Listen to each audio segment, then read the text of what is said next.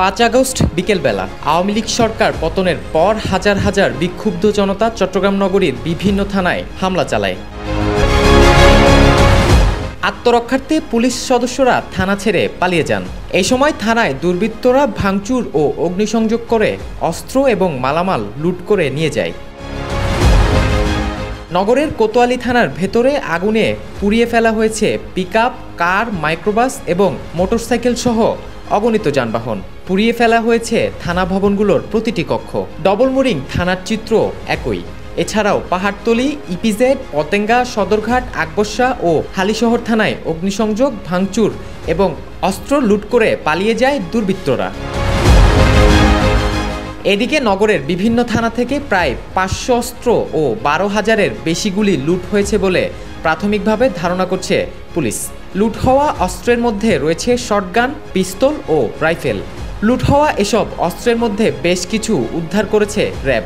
তবে এখনও অনেক অস্ত্রই উদ্ধার হয়নি, ফলে শঙ্কা বাড়ছে ছিনতাই, চাঁদাবাজি, খুনসহ বিভিন্ন অপরাধের।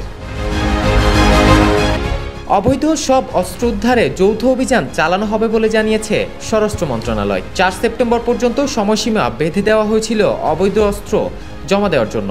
চট্টগ্রাম মেট্রোপলিটন পুলিশ, র্যাব, সেনাবাহিনী এবং জেলা প্রশাসনের যৌথ অভিযানে লুট হওয়া সব অস্ত্র উদ্ধার করা হবে বলে জানান পুলিশের এই কর্মকর্তা।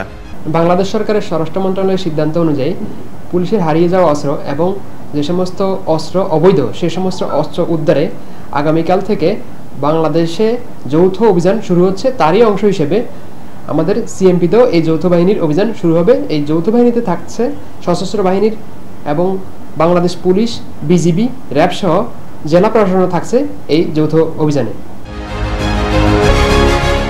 চট্টগ্রামের থানায় হামলা ও ভাঙচুরের ঘটনায় 7 মামলায় আসামি ছাড়িয়েছে 1 লাখ। প্রাথমিকভাবে থানা ও পুলিশ ফাঁড়ির অবকাঠামোগত ক্ষয়ক্ষতি 21 কোটি টাকা নির্ধারণ করা হয়েছে বলেও জানায় police. Khan Mohammad Abdullah, media express, Chittagong.